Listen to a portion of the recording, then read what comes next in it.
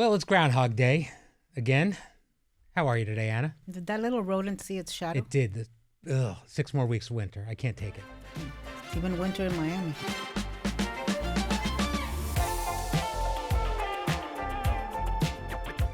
It is Monday, February 2nd. I'm here with the lovely, the talented, the loquacious Anna Navarro. How are you, Anna?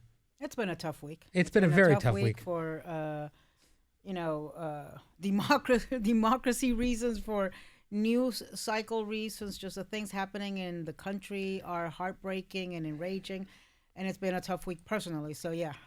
With the Friday news dump, there were all these things happening, and it's kind of astounding. We come in the morning, and any one of the 500 topics we had to talk about would have been the lead. One thing we talked about a little bit today, but there's a lot more to say, is the arrest of Don Lemon. Don Lemon is a friend of yours. You were at his wedding. He was at mine. He was at yours. He was arrested over the weekend. You were kind of on the lookout for this. We had talked a little bit about it, and you said he was still nervous and had mentioned that they were maybe going to not give this up. He was later released without bail. Have you talked to Don? Yeah, I spoke to Don, and I've texted with Don. Listen, yeah, so I've known Don Lemon for 15 years. But to me, whether you know Don Lemon or you don't know Don Lemon is irrelevant, because this is about the First Amendment and protecting the First Amendment. And on the side of the White House, attacking the First Amendment. Don has been a journalist for over 30 years. He has been an anchor. He has been an on-the-ground journalist. Don is one of the smartest guys. He knows exactly how to do his job and does it ethically. There is zero evidence that Don is an activist journalist, that Don was an organizer of this protest. So this is all about a protest that happened inside a church in Minneapolis that Don went and covered, right, as an independent journalist. They are trying to portray him as an activist, as an organizer of this protest. That's just absolutely ridiculous in its face, which is why DOJ went to 3 separate judges to try to get them to sign off on a warrant to go detain Don. And the 3 judges told them to get the hell out of town, told them they were clowns, which is why they went and did what, is easy to do, which is indict somebody. There's the old saying, you can indict a ham sandwich. In this occasion, they indicted a lemon. Mm-hmm. And so, and 3 other journalists. One is Georgia Fort.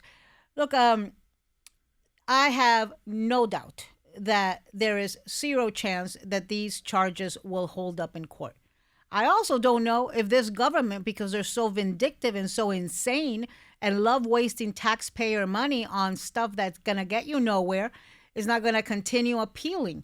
But I do know, I know because I am a friend of Don's, because I've been a colleague of Don's, I can tell you Don is focused. He is not a guy who's going to give up. You're not going to see Don settle. You're not going to see Don apologize. You're going to see Don continuing to do his job, not being silenced, and fighting these charges to clear his name. If anything, I think Donald Trump is going to end up regretting he picked on Don Lemon the same way that he should be regretting he picked on Jimmy Kimmel, because it means they now have more viewers, more followers, more people rooting for them. The charges against Don, if you go read the indictment, are stupid. I mean, they're stupid, moronic lies by Pam Bondi and her shop. And I tell you that because if you go see the video that Don was taking, there is video evidence of this, you see? The guy rolled for 7 hours practically. There's 7 hours of footage. And none of the things that they allege on the indictment, that Don was blocking the entrance to the church, he was holding the door open, asking people politely if he could interview them. He was not obstructing anything. He was not organizing anything. He was there with a camera covering what was happening. But this administration is terrified of the truth, is terrified of facts, is terrified of informed, engaged voters. because they lie. They lie time and time again. The same way they lied about Liam Ramos, the same way they lied about Alex Preddy, the same way they lied about Renee Good, the same way they lie every single day about this ICE enforcement, they are lying in this indictment about Don Lemon, and they're going to lose. It's going to be a pain in the neck. It's going to be costly. It's going to be emotionally draining anytime you're in a legal situation. It is. But Don has a village around him. He's got a lot of people who love him and will support him through this, starting with his husband, Tim Malone.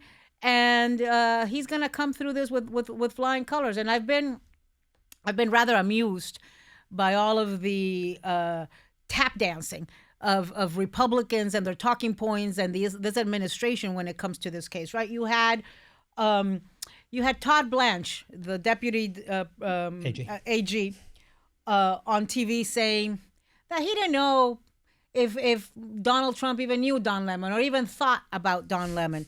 The White House tweeted out a picture of Don Lemon. Donald Trump has tweeted against Don Lemon, I don't know how many times, more times than he's tweeted against me. Then you had like Republican panelists and contributors saying that Don Lemon was irrelevant. If he was so irrelevant, why'd they arrest him to use him to gaslight the country on the same day that the Epstein files were released? And it makes me laugh when I hear like a Republican nobody could pick up out of a lineup. Nobody could tell you their name if you paid them money. Call Don Lemon, who's got millions of followers and viewers, irrelevant. And if people want to support Don, a way to do it is to follow him on Instagram and follow Georgia Fort, the other independent journalist who was detained. And it was horrible. What they did to her was horrible. They showed up at her house, like in full armed regalia. Her children were there. They were taking her in the middle of the night. I mean, just, the drama that they like to create around this. If they had told Don, Don could have shown up or told this woman, she could have shown up and turned herself in. But no, they have to go in with sirens blaring and, mount the whole Hollywood production of a show. But if people want to help Don and help Georgia Fort, go follow them on Instagram, go follow their shows and support them in their attempt not to be silenced and amplify the truth. Go watch the footage that Don posted. You mentioned Jimmy Kimmel. Don's going to be on with Jimmy Kimmel tonight. So if you get a chance to watch that should be interesting. I'll be watching, and I'm sure we'll be talking about it. I'll be watching as well. And like Jimmy Kimmel, when he just got an Emmy in his acceptance speech, he thanked Donald Trump. Mm-hmm. Donald Trump's made him that much more popular and successful a talk show host. So. Yeah. It was a critic's choice, but yes. It was a critic's choice. Okay. Another award I don't have. All right, you just mentioned. I can't wait for Don to win this case. I think I might send the White House a case of lemons, Florida lemons. You just mentioned him, and I know you've been watching the story of 5-year-old Liam Ramos. This has been very important to you to follow and talk about on the show. And his father, Adrian. They were released over the weekend and able to return home, which is wonderful. What is notable to you about their story?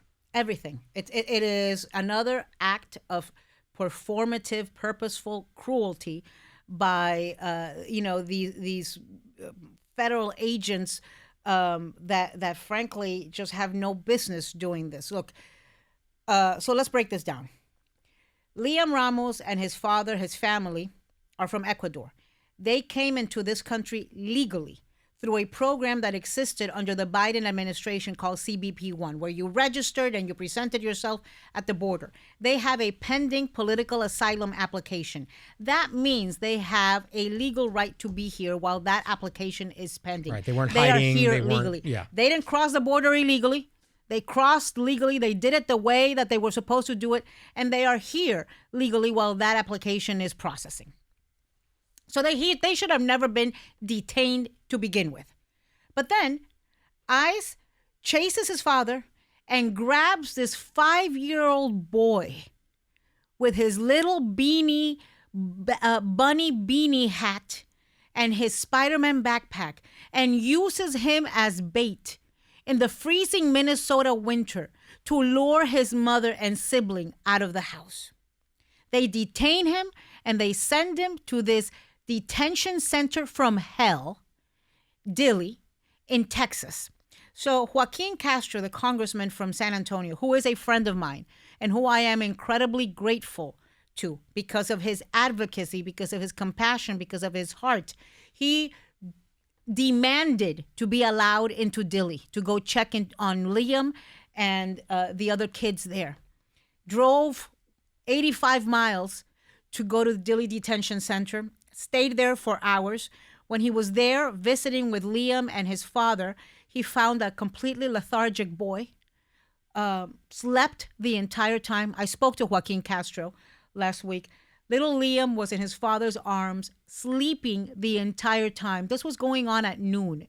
Joaquin visited with the two of them from noon to 1 p.m. Joaquin, who's got his own small children, when we spoke, it was such a hard thing for him to have done. Because anytime you see a child like this, I think you think to yourself, there but for the grace of God could go my child. And Joaquin told me about the dozens and dozens of children that he saw there, many of them looking sick, looking frail, looking lethargic. He talked to me about these little Egyptian girls that were holding on to his legs, begging him not to leave them there. He talked to me about the conditions in that detention center, which are deplorable. No child should be being held there, particularly no child being held without reason, like little Liam was. But so little Liam is released. Two things. One, this ghoulish, cruel government and administration is saying that they may appeal the judge's order. And the judge's order, I encourage people to go read it, is scathing against the government. I'll tell you, and the second thing is, so one, the fight for Liam may not be over. And two, there are hundreds of other Liams being held in detention centers around this country that we have to worry about and fight for. And one of the things that just gets my blood boiling, Brian, is we hear so many of these Trump supporters that forgive and justify anything he does. We hear them quote the Bible, and we hear them talk about how Christian they are, and we hear them advocate for the unborn. What about those that are born? What about the rights of those children to have an innocent childhood, to be with their mothers and fathers? So I would say to all of those cross-wearing administration members that go behind a podium and justify this unjustifiable act against this 5-year-old and so many other children, that they are hypocrites. And they really need to do some soul searching and look in the mirror, because you are no Christian if you are holding a 5-year-old for no reason and having that child in distress and then, justifying it. I mean, it's just disgusting. We talked about it last week that the people on the people that are supporting this action were saying that the child was abandoned by his father and that the mother wouldn't come back and that he wasn't able to be there. That's not what school officials say. No. That's not what the mother says. Well, and school officials and the mother don't have a record of lying. ICE agents and this government does. John Quinones was on the plane. And right. If you get a chance to listen to the Start Here podcast, he was interviewed on that this morning, and it was great. And he talked to the father about that allegation. And the father said that he was just calling for help, getting people to come outside and help him because he was by himself. He was never left his child. And he just walked out in front of the car to yell for people. And that's what he says happened there. Listen, ICE lies. The things that have happened, and there was a case that we should also discuss, which is horrible, that was revealed this weekend in Minneapolis. ICE detained a man. He was in handcuffs. They took him to the hospital with a broken skull and severe brain bleeding, and they allege the man, while handcuffed, ran into a brick wall, and that's how he broke his skull and did it so badly that it caused his brain to bleed. The ER nurses and doctors were quoted as saying that those allegations, that explanation was laughable.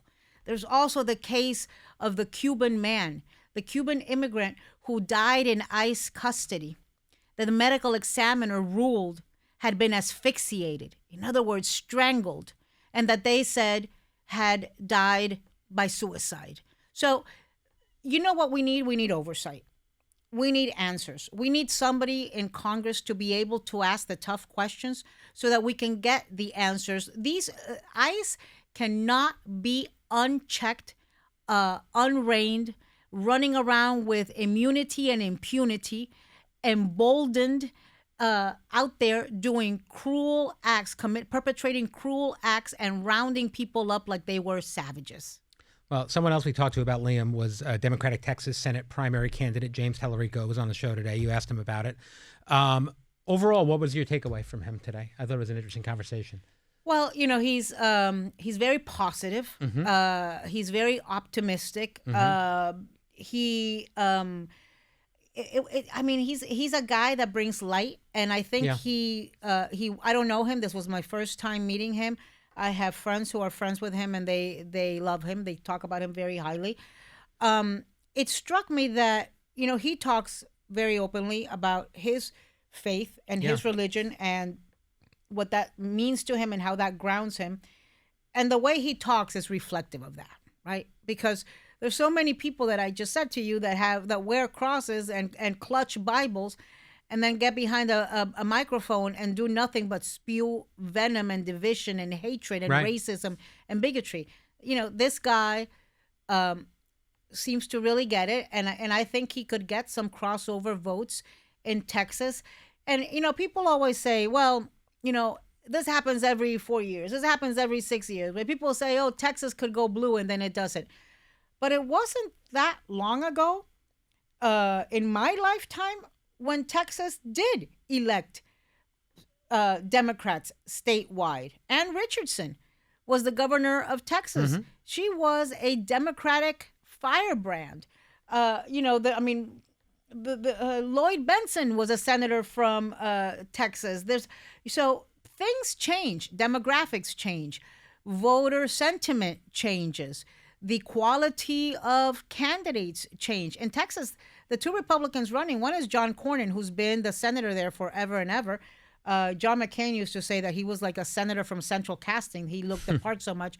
And the other is Ken Paxton, who's had like incredible criminal allegations and indictments and scandals and it's, you know, and everybody that's watching this race closely says that they think Ken Paxton, who's got a ton of negative baggage, might win. So that might open up the door for the Democrats. From the tragic to the absurd, President Trump announced the Kennedy Center will shut down for about 2 years for full renovation. He said the Trump Kennedy Center will shut down. What do you think is behind this? We've been hearing about the cancellations of vax and everything else. Is this, or is he really just shutting it down to make it all gold? I don't know. What do you think? Brian, I think they can't get anybody to play. Yeah. They can't get anybody to sit in the seats and watch, and they can't get anybody to donate, right? I mean, the Kennedy Center under Chairman David Rubenstein, who's a billionaire, he's the guy who owns the Baltimore Orioles. That guy gave $100 million of his own money. They raised billions of dollars for the Kennedy Center. They were able to attract some of the most, you know, important acts and artists to come and play. I mean, Donald Trump hosted the Kennedy Center Honors, and they had their lowest ratings in I don't know how long. Mm-hmm. There's just, what's the purpose of? Okay, so I actually think it's very it's a metaphor for the whole Trump administration. Yeah, he took it over. Yeah, he put his name on it. But you know what? Everything Trump touches turns to caca. I'll allow it. Okay. I like you sitting there and thinking of what word you could say. And I've been to the Kennedy Center. It's been a couple of years, but it didn't seem particularly run down to me. Is it as bad as Trump says? Well, the last time I was there was probably about 2 years ago for the Kennedy Center Honors. 2 or 3 years ago. It was Gladys Knight. It was U2. Um, I thought it was beautiful. Every time I've been Yeah. in there, I have found it impressive. I have found it beautiful. Uh, Great acoustics. Just one of these iconic stages in the world. Yeah, certainly not something that needs 2 years of renovation while being shut I down. think Donald Trump needs 3 years of renovation. It'd be nice if he shut down and went in for renovations. All right. I know you mentioned before that you had a hard weekend, and I know you and Al lost somebody. Please tell me about this. So, I'm very sorry. Yeah, I was supposed to be going to a wedding this weekend, and then I get this text in the morning on Friday that one of Al's close friends, lifelong friends, lifelong friends, decades and decades and decades, had passed away. He died by suicide. I guess that's what we call it now. He had stage 4 cancer, terminal, was in a great deal of pain, and just couldn't do it anymore. And it has really made me think about the need to have a conversation in this country about end of life, because we cannot make, we have a terrible healthcare system. A lot of people have no health insurance, and even people with health insurance and with means, getting doctor's appointments can be weeks and months. And there's so many countries, and even in the United States, there's several states, 7, 8 states that have laws that allow you to die with dignity and have control over your death. Of course, there's a lot of bureaucracy. Doctors have to sign off on it. You have to prove that you're terminal. You have to prove all of those things. But we're all living to be older. We're all living to, and these diseases are more and more prevalent. And I just feel very strongly that as hard as it is, we have got to find a way so that people can die with dignity and without causing their loved ones the pain and anger and hurt of walking into a violent scene, because that's what desperation led them to do. No, it's a hard conversation, and I agree. It's something that people don't want to talk about but need to talk about. But we all say, I've said it, I'm sure you've said it or thought it. We all said, I don't ever want to live under these conditions. Right. Well, there's people who actually mean it. Yeah. And I actually was struck by the funeral home saying, and this is a small community, and the funeral home saying that there were 3 cases just this month of people who had terminal cancer who had done that. And it's navigating the healthcare system is so hard, and being in constant pain is so hard. So, I'm not angry about it. I understand why he did it. It hurts me terribly, the pain that it's caused. But I want this to serve as a catalyst for me to become an advocate for us finding a way for people to have the opportunity to die with dignity and under their own terms if they are terminal, and if that is what they choose to do. Yeah, no, I understand that completely. Maybe we can talk about it on the show a little bit, because it is an important topic. If you or someone you know is struggling, help is available. Call the Suicide and Crisis Lifeline at 988. All right, before we go, let's close on a happy note. Did you watch the Grammys? Did you? Yes, I did. Did it get you ready for Bad Bunny at the Super Bowl? Debí tomar más foto de cuando te tuve. I've done nothing to make progress with you in your Spanish and your Bad Bunny proficiency. They have a Duolingo Bad Bunny prep course. Well, you got 5 days. What are you waiting for? I'm working on my bets, but I'll get there for sure. I can bet on Bad Bunny. This is actually a good question for you. The sports books are asking, what song is the first song he's going to do? I think it's going to be Titi Me Pregunto. Okay. Titi Me Pregunto. Tengo muchas novias. Right, I'm on it. Tiene muchas novias. I think it's going to be Titi Me Pregunto. But I listen, Bad Bunny made history last night in many ways. Mm-hmm. He's the first Latin record to win Album of the Year, all in Spanish. Yeah. He also won the Música Urbana, and he and many other artists took the opportunity of having that mic and having the podium to denounce the actions of ICE and talk about unity and the need to call it out. And, he talked about the dignity of immigrants, said we're not animals, we're not savages. And I am so grateful to Benito for having used his platform. I'm so grateful to every other artist who did so as well, who wore pins. And I know a lot of people say, oh, that's just celebrities virtue signaling. Look, I think celebrities are just like everybody else. They have eyes. They have a heart. They have the right to speak about something that outrages them. And I strongly believe that we all have a platform. We may not have 60 million followers. We may not have the audience of the Grammy Awards, but everybody has a platform, whether that platform means going on your social media, whether that platform means your kitchen table and trying to speak to somebody who maybe doesn't know the truth or doesn't see the truth. It's incredible how siloed our lives are depending on what your algorithm shows you. Absolutely. On social media. Yeah. I was on a CNN panel the other day, and in the commercial break, I brought up the Beckham issue, the Beckham family drama. Not a single person on that panel knew what the hell I was talking about. Really? Yes, which tells me, God knows what their algorithm is. But that happens in politics, right? And so the fact that I'm seeing all of these immigration cases, these immigration abuses, and why I like to bring them up and talk about them, doesn't mean that other people Scott are Jennings watching. is not seeing any of those on his feed. He's not. Here's a question for you. He's not. Because you talk about platforms. Bad Bunny is about to have the largest platform anyone can have in this country. How many people watch the Super Bowl? I think it's over 100 million. I'll have to look up the last time. It's got to be even more, and It it's is. just And it's international. And when you factor in streaming and things like that, I'm going to look to the control room and have them find it for me. But bottom line is he's going to have this opportunity. Do we think he's going to use it again? I do. Yeah. Is there a bet on that? I'll look for it. Look for it, because if there's a bet on that, you need to bet $100 on that. You know what I would love for him to do? Yeah. I have no idea that he's doing this. This is just me musing. I would love for him to come out with a blue beanie cap. No. A blue bunny, and it's a bunny cap, because Liam Ramos's middle name is Conejo.